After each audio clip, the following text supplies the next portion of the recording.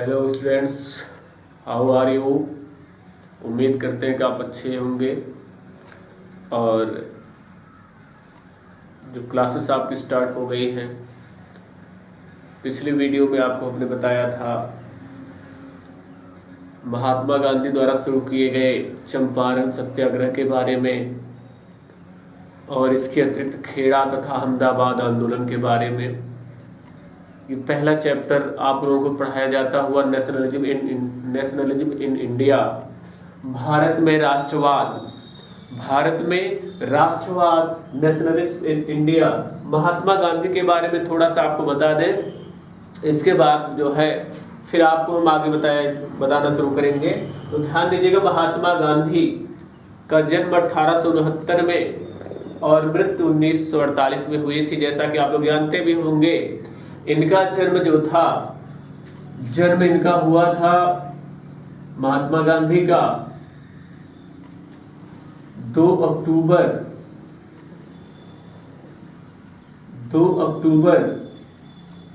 1869 को पोरबंदर में।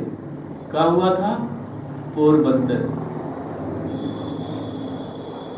ठीक है। महात्मा गांधी का जन्म 2 अक्टूबर 1869 को पोरबंदर में हुआ था। इनके पिताजी मोहनदास, महात्मा गांधी के पिता करमचंद गांधी थे। महात्मा गांधी के पिता जो थे इनके पिता करमचंद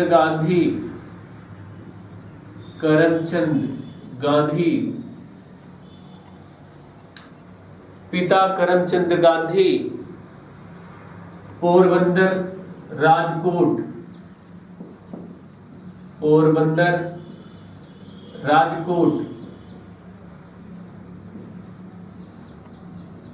दीवान रहे। इन जगहों पर क्या रहे? ये दीवान रहे इनके पिताजी। गांधी जी की प्रारंभिक शिक्षा जो रही वो राजकोट में हुई थी। तो महात्मा गांधी के बारे में आप लोग, जो कि भारत की स्वतंत्रता आंदोलन में सबसे मुख्य व्यक्तित्व के रूप में उभरे, हमारे देश के इतिहास में कहा जाता महात्मा गांधी का सर्वाधिक योगदान रहा है। और हमारे देश के इतिहास में गांधी जी एक ध्रुव तारे की तरह से प्रकट हुए, जब हमारा देश को एक नई दिशा की जरूरत थी। ऐसे अवस्था में गांधी जी का महत्वपूर्ण योगदान रहा। और हम इनका परिचय बता रहे थे कि 2 अक्टूबर 1869 को इनका जन्म हुआ था। पिता करमचंद गांधी जो कि दीवान रहे, और इनका विवाह 13 वर्ष की अवस्था में, इनका विवाह जो हुआ 13 वर्ष की अल्पायु में कस्तूरबा गांधी से हुआ।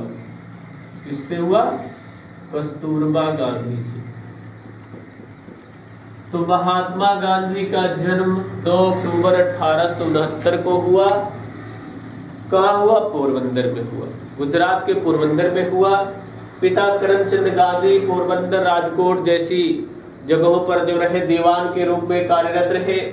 इनका विवाह 13 वर्ष की अल्पायु में कस्तूरबा गांधी से हुआ।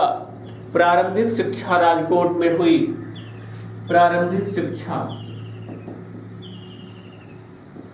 इनकी प्रारंभिक शिक्षा राजकोट में हुई। प्रारंभिक शिक्षा गांधी जी की राजकोट में हुई थी। और 1893 में गांधी जी दादा अब्दुल्ला नामक एक गुजराती व्यापारी था, जिसका मुकदमा लड़ने के लिए दक्षिण अफ्रीका चले गए। कब दक्षिण अफ्रीका चले गए? 1893 में गांधी जी कहाँ चले गए? दक्षिण अफ्रीका।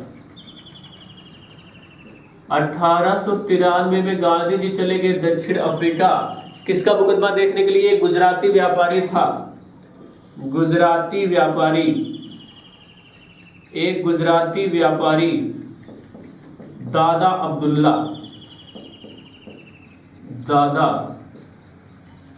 अब्दुल्ला का मुकदमा देखने के लिए चले गए कहाँ? दक्षिण अफ्रीका, इसका मुकदमा देखने के लिए।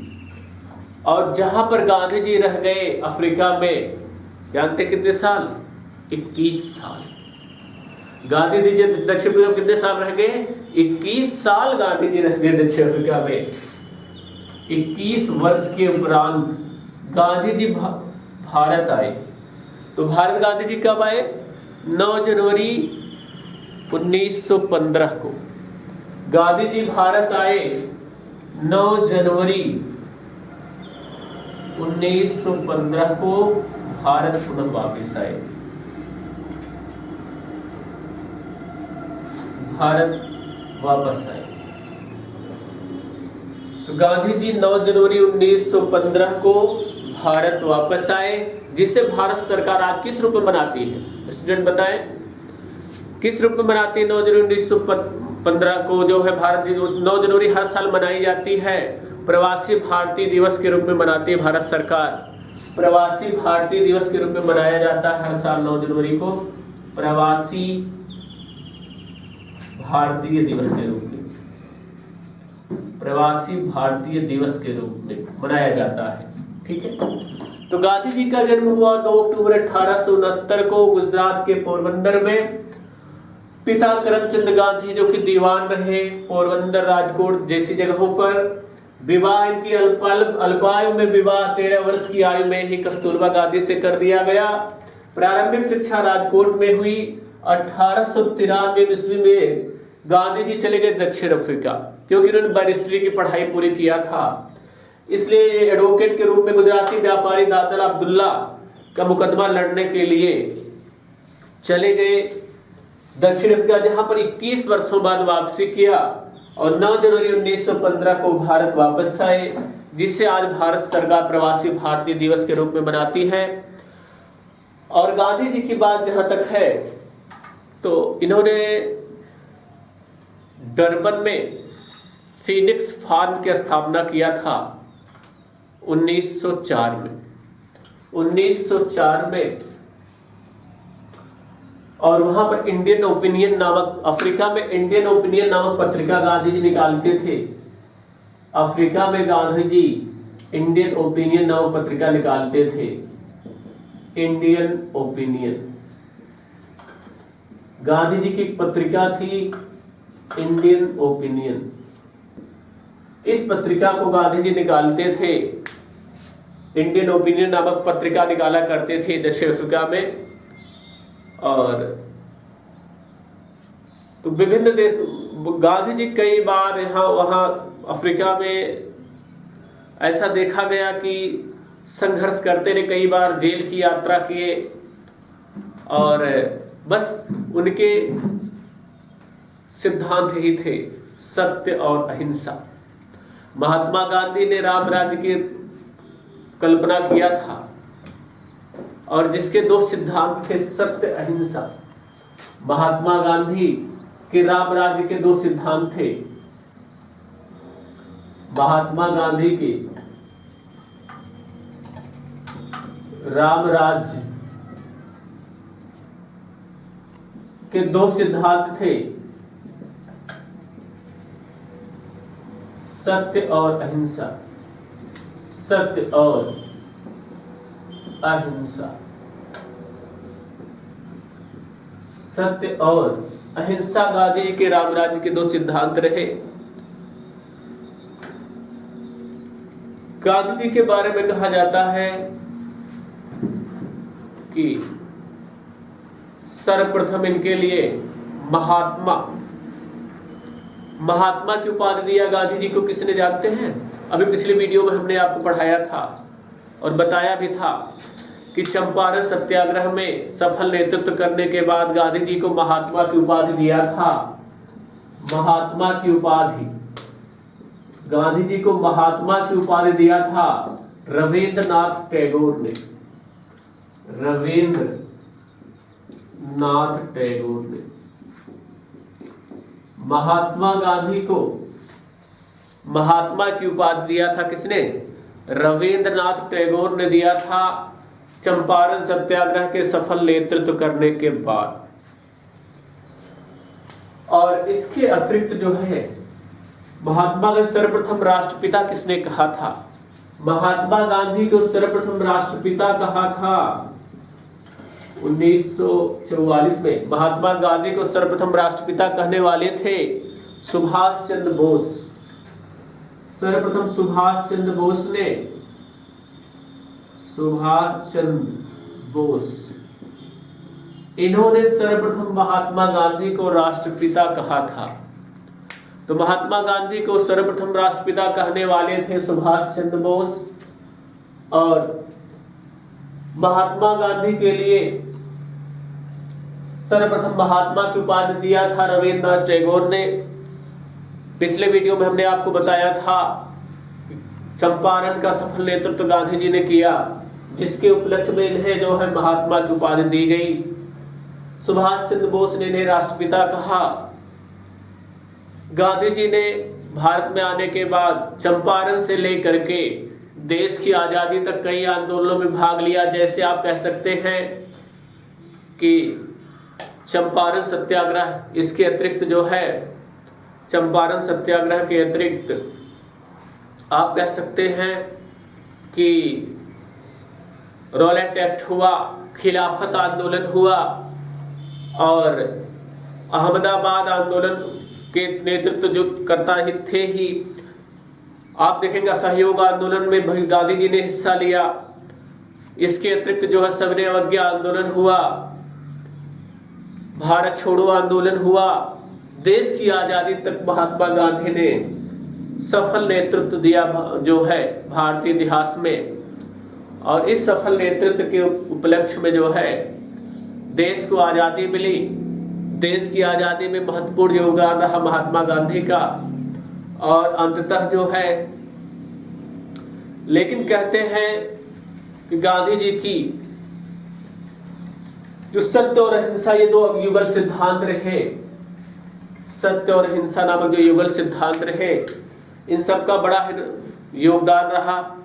और अंततः गांधी जी के जो महत्वपूर्ण आंदोलन, जो महत्वपूर्ण नेतृत्व रहे, वो आप देखेंगे चंपारण से लेकर के देश की आजादी तक, देश की स्वतंत्रता तक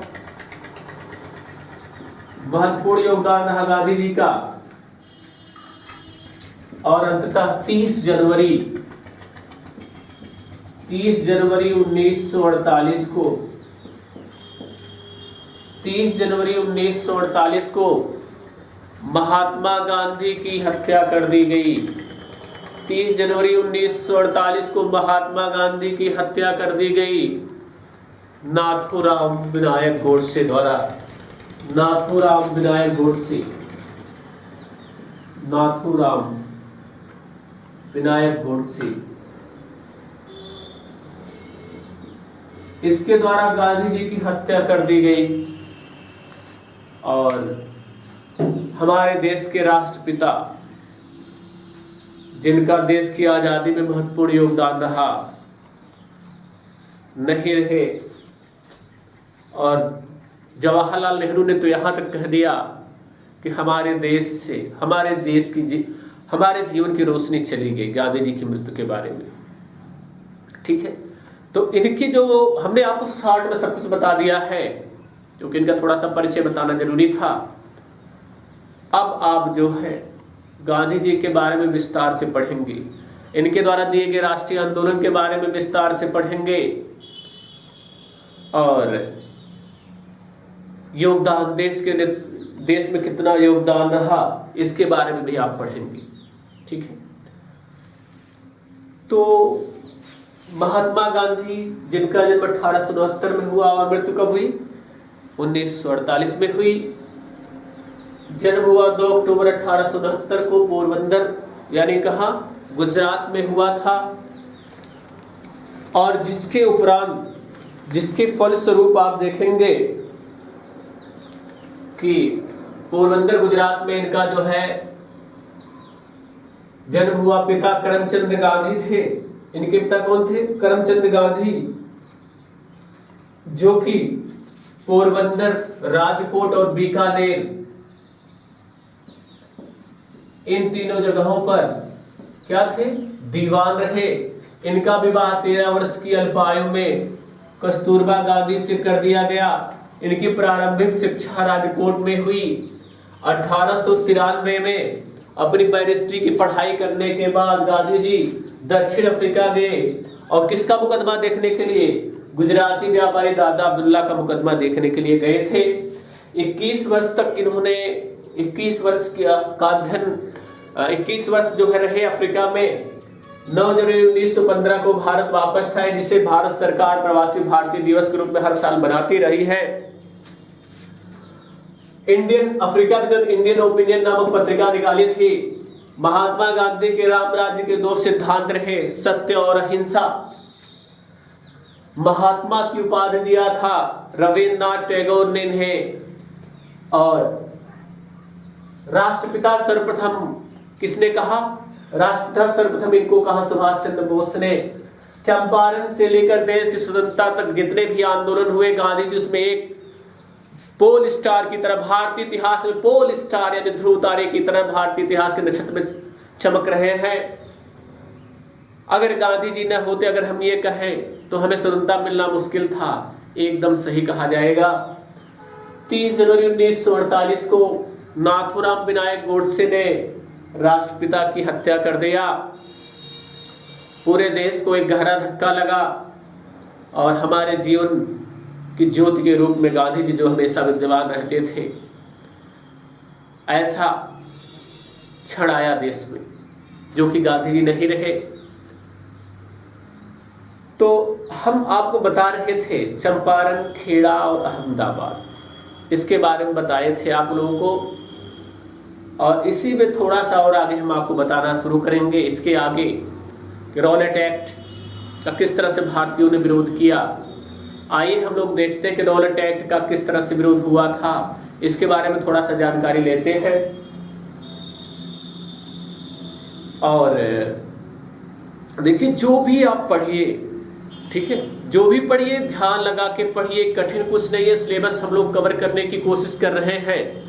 इस ऐसे समय में जब पूरे विश्व में एक महान देखने बीमारी का प्रचलन हुआ है, पूरे विश्व जो कि परेशान है इस बीमारी से, ठीक है, कोविड-19, ऐसे समय में आपका कोर्स कंप्लीट कराना हमारा मुख्य ध्येय है और इसके लिए हम लोग लगातार प्रयासरत हैं, ठीक है। तो जो विद्यार्थी के कर्तव्य है कि काक चेष्टा बको ध्यानम स्वाल निद्रा तथैव च अल्पाहारी गृह त्यागी विद्यार्थी पंच लक्षणम। विद्यार्थी को क्या करना चाहिए, काक चेष्टा यानी कौवे की तरह से क्या करनी चाहिए, चेष्टा करने चाहिए, क्या, कुछ सीखने की चेष्टा करनी चाहिए। जब आप चाहेंगे तभी आपको कोई पढ़ा सकता है, आप नहीं चाहेंगे तो आपको कोई कुछ बता नहीं सकता है। छात्र जब अर्जित करना चाहेगा तभी सीखेगा, सीखना चाहेगा तभी सीखेगा, ठीक। कोई उसको अलग नहीं बता दिया। अलग बात है कि हर छात्र की आईक्यू लेवल अलग अलग होती है, ठीक है। कोई थोड़ा सा दिमाग ज्यादा तेज होता है तो कोई थोड़ा सा कम तेज होता है, हाँ, लेकिन मेहनत दोनों को करना चाहिए। और हम लोग को पकड़ते हैं कौन सा छात्र किस हिसाब से है, क्लासेस में पता चल जाता है आपके हाव भाव से, आपकी एक्टिविटीज से कि आप कितने तेज हैं, ठीक है। तो काक चेष्टा बको ध्यानम, बकुला देखते हैं मछली पर अपना दिमाग हमेशा बना के रखता है, बको ध्यानम तथैव च स्वान काक चेष्टा बको ध्यानम स्वान निद्रा। कैसे सोना चाहिए, कुत्ते की तरह से। कुत्ता बहुत गंभीर सोता है नहीं, जरा सी आहट होती तुरंत जग जाता है। और क्या विद्यार्थी के लक्षण है, काक चेष्टा बको ध्यानम स्वान निद्रा तथैव च अल्पाहारी, बहुत ज्यादा भोजन करना चाहिए नहीं, भोजन उतने करिए जिससे शरीर का निर्वाह हो जाए, ठीक है, इतना ही भोजन करें जिससे शरीर का क्या हो, निर्वाह हो जाए। और गृह त्यागी, विद्यार्थी में घर छोड़कर, गृह त्यागी यानी घर छोड़ के कहीं बाहर भाग जाए, ये कहने का मतलब नहीं है। कहने का मतलब है घर को छोड़ करके एकांत में विद्यार्थी अध्ययन करता है। ये विद्यार्थी पंच लक्षण, 5 लक्षण है। क्या क्या, कौवे की तरह चेष्टा करने वाला, बकुले की तरह ध्यान लगाने वाला, कुत्ते की तरह सोने वाला, ये नहीं पता चला सोते रहिए कोई जगाता रहे, हाँ ऊपर से हाथी आवे जाए कोई फर्क न पड़े, ऐसी मतलब नहीं। निद्रा जो है विद्यार्थी के है तुरंत आहट मिली कि आप जग गए, ठीक है, पढ़ाई करने के लिए नहीं, पिताजी आप जगाते रहते हैं या घर वाले कि उठो पढ़ लो, लेकिन आप कहाँ पढ़ने उठते हैं, तो ऐसा मत करिएगा, ठीक है। मेरे कहने का मतलब है समय से पढ़ना जरूरी होता है। करत करत अभ्यास ते जड़मत होत सुजान, और असरी यावत जान तो सिल पर परत निशान। कोई विषय कठिन नहीं है, कोई विषय कठिन नहीं है, बस सारे विषय सरल हैं। आपको चाहिए क्या, आप प्रयास करें, थोड़ा सा प्रयास आप करें, थोड़ा सा हम करेंगे तो आप अच्छे से आगे चले जाएंगे, ठीक है। तो काक चेष्टा बको ध्यानम स्वान निद्रा, कुत्ते की तरह तथैव च अल्पाहारी, थोड़ा भोजन करना चाहिए, गृह त्यागी, घर को छोड़ एकांत में पढ़ना वाला होना चाहिए। ये विद्यार्थी के 5 लक्षण हैं। अगर इसमें से कोई ना हो तो अभी से आज से जो है सीख लें, अपने अंदर योग्यता ले आ लें, ठीक है। तो ये थोड़ा सा ध्यान दीजिएगा। इसके आगे हम चलते हैं जो आपको बताया गया था थोड़ा सा महात्मा गांधी के बताने के बारे में। 2 अक्टूबर 1869 को उनका जन्म हुआ पोरबंदर में। पिताजी करमचंद गांधी दीवान में बीकानेर, पोरबंदर, राजकोट में। विवाह 13 वर्ष की अवस्था में अल्पायु में कस्तूरबा गांधी से कर दिया गया। प्रारंभिक शिक्षा राजकोट में हुई और जब पूरी शिक्षा उन्होंने प्राप्त किया, पूरी संपूर्ण शिक्षा प्राप्त करने के बाद Gandhi ji as a barrister के रूप में, वकील के रूप में 1893 दक्षिण अफ्रीका गए। गुजराती व्यापारी दादा अब्दुल्ला का मुकदमा लड़ने के लिए, और वहां पर गांधी जी रह गए कितने साल, 21 साल रह गए। और 9 जनवरी 1915 को भारत वापस आए, तो जिसे प्रवासी भारतीय दिवस के रूप में भारत सरकार आज भी मनाती है। अफ्रीका में इंडियन ओपिनियन नामक एक पत्रिका आपने निकाली थी। महात्मा गांधी के राम राज्य के 2 सिद्धांत थे, सत्य और अहिंसा, ठीक है। महात्मा की उपाधि दिया रविन्द्रनाथ टैगोर ने इनके लिए। राष्ट्रपिता कहा सुभाष चंद्र बोस ने। चंपारण से लेकर देश की स्वतंत्रता तक महात्मा गांधी का सबसे बड़ा योगदान रहा। 30 जनवरी 1948 को नाथूराम विनायक गोडसे ने गांधी जी की हत्या कर दिया। तो हमारे देश के हमारे राष्ट्रपिता गांधी जी का अमूल्य योगदान रहा हमारे देश स्वतंत्रता में। आइए हम विस्तार से गांधी जी के सारे कार्यों के बारे में जानते हैं, ठीक है। आइए हम इसके आगे से देखते हैं।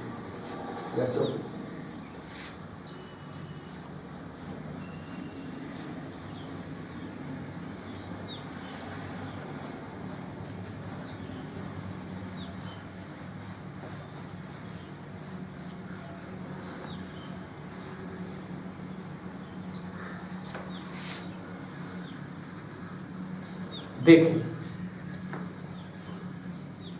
हम ये देखेंगे कि गांधी जी के बारे में जहां तक बात होती है, आइए हम देखते हैं गांधी जी के बारे में, इनके बारे में ये जो बात होती है, गांधी जी क्या थे।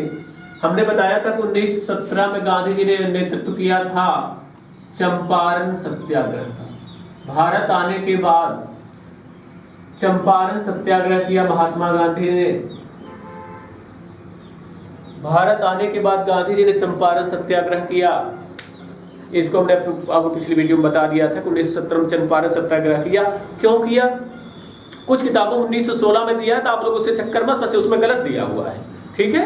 जो यहाँ बताया जाए उसको ध्यान दीजिएगा आप लोग। तो चंपारण सत्याग्रह किया, क्यों किया था? तिनकठिया पद्धति के विरुद्ध। तिनकठिया पद्धति थी। तिनकठिया पद्धति क्या होती है, थोड़ा ध्यान दीजिएगा। तिनकठिया पद्धति,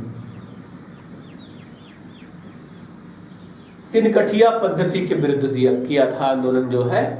और इसमें इसके अंतर्गत जो था, गोरे बागान मालिकों ने किसानों से जो है अनुबंध कर लिया था कि प्रत्येक किसान को अपने 3/20 भाग पर 3/20 भाग पर नील की खेती करना अनिवार्य था। किसी खेती? नील की खेती करना अनिवार्य था। अब जो है नील की खेती से ज्यादा फायदा नहीं हो रहा था ऐसे समय में, जब नहीं हुआ तो इस अनुबंध से किसान अपने को मुक्त करना चाहते थे। लेकिन गोरे बागान मालिक इसके लिए भारी भरकम मुआवजे की मांग कर रहे थे। तो महात्मा गांधी से राजकुमार शुक्ल ने लखनऊ में गांधी जी से मुलाकात किया। चंपारण के राजकुमार शुक्ल ने लखनऊ में गांधी जी से मुलाकात किया, इसको हमने बताया था आपको, ठीक है। गांधी जी से मुलाकात किया तो गांधी जी जो है किसानों की समस्या को सॉल्व करने के लिए आने के लिए तैयार हुए चंपारण। और जैसे चंपारण आए तो क्या बताया गया था, जैसे गांधी जी चंपारण आए तो कमिश्नर ने कहा कि तुरंत ही आप चंपारण छोड़कर चले जाइए, लेकिन गांधी जी अपने बात पर अटल रहे। अंततः जो है प्रशासन और वहां का झुक गया और जैसा गांधी जी कह रहे थे किसानों के संबंध में वैसा मानने के लिए तैयार हो गए। वैसा अंग्रेजी सरकार तैयार हो गई। 1918 में गांधी जी ने एक आंदोलन किया था। अब लोग ध्यान दीजिएगा, 1918 में ही खेड़ा किसान आंदोलन किया गांधी जी ने, खेड़ा किसान आंदोलन किया।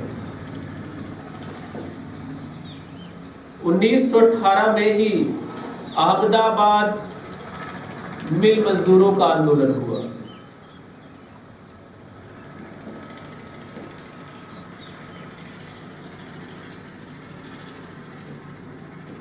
इन सब में भी गांधी जी ने सफल नेतृत्व प्रदान किया और इन सफल नेतृत्व प्रदान करने के पश्चात जो है गांधी जी की प्रतिमा जो है प्रतिभा पूरे देश में फैल गई कि गांधी जी भारतीय इतिहास में एक अच्छे जो है स्वतंत्रता संग्राम सेनानी के रूप में उभर रहे थे और देश में हर जगह गांधी जी की नाम की चर्चा थी। ऐसे समय में देश में कुछ चीजें बहुत तेजी के साथ घटित हो रही थी। जैसे आप कह सकते हैं एक राष्ट्रवाद भारत में बहुत तेजी के साथ विकसित हो रहा था। इस राष्ट्रवाद के द्वारा चाहे वो किसान रहे हो, चाहे मजदूर रहे हो, चाहे व्यापारी रहे हो, चाहे जो रहे हो, सब लोग जो है काफी तेजी के साथ अंग्रेजी प्रशासन के विरुद्ध काफी तेजी से सक्रिय हो रहे थे। और ऐसे समय में भारत में जो है आप देखेंगे 1920 में जो है बाबा रामचंद्र ने अवध में किसान सभा का गठन किया था। 1920 में ही बाबा रामचंद्र ने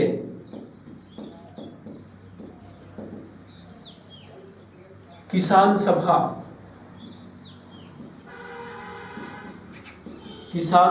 का जो है गठन किया था किसानों की समस्याओं को सॉल्व करने के लिए। कहां? अवध में। तो किसान सभा का बाबा रामचंद्र ने 1920 में गठन किया था। मतलब किसान भी किसानों की समस्याओं पर भी ध्यान देने के लिए विभिन्न देश नायक नेतृत्व कर रहे थे। लेकिन सबसे बड़ा जो आंदोलन हुआ तो शुरुआत हुई चंपारण से। आइए हम देखते हैं रॉलेट एक्ट एक हुआ जो भारतीय राष्ट्रवाद को दबाने के लिए रॉलेट एक्ट पारित किया गया। रॉलेट एक्ट, रॉलेट एक्ट देखते हैं। भारत में राष्ट्रवाद को कुचलने के लिए अंग्रेजी सरकार ने सर सिडनी रॉलेट की अध्यक्षता में भारत में क्या कुचलने के लिए? राष्ट्रवाद को कुचलने के लिए सर सिडनी रॉलेट की अध्यक्षता में। आइए देखते हैं भारत में राष्ट्रवाद को कुचलने के लिए, भारत में राष्ट्रवाद बढ़ते हुए राष्ट्रवाद को कुचलने के लिए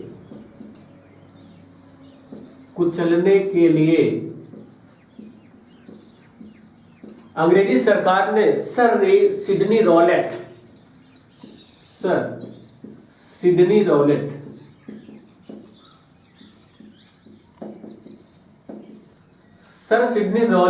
की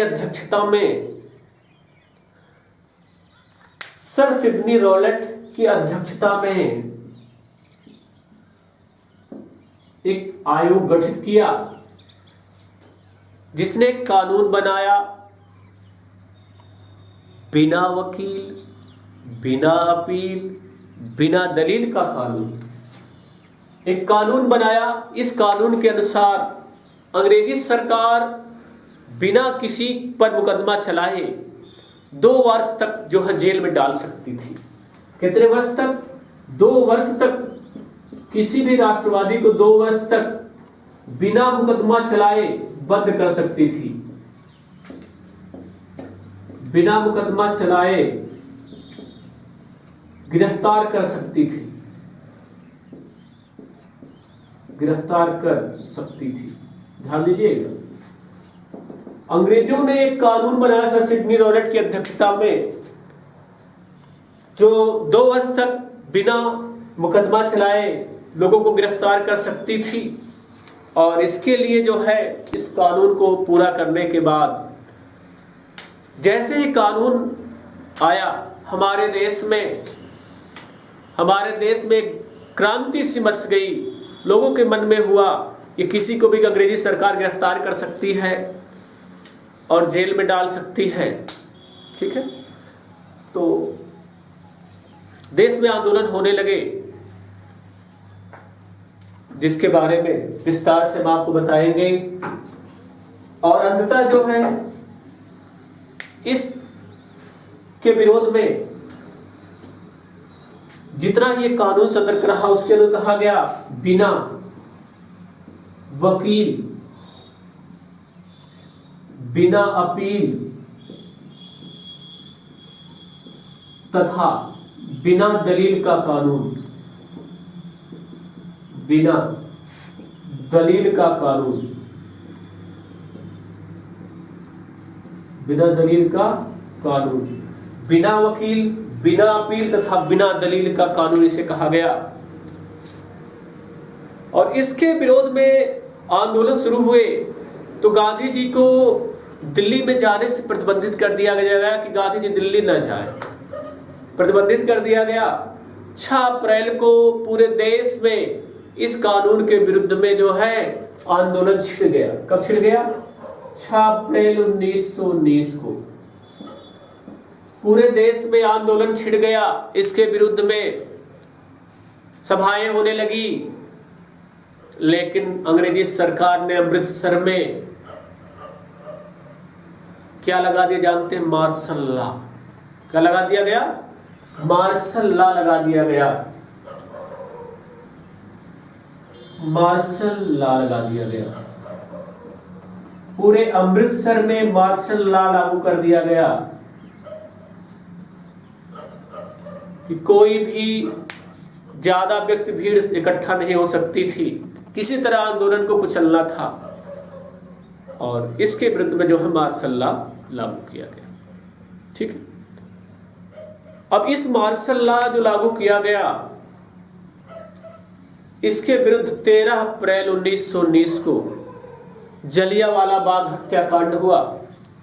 13 अप्रैल 1919 को जलियांवाला बाग हत्याकांड हुआ। तो इसके बारे में, जलियांवाला बाग हत्याकांड के बारे में आप लोग पढ़ेंगे जो है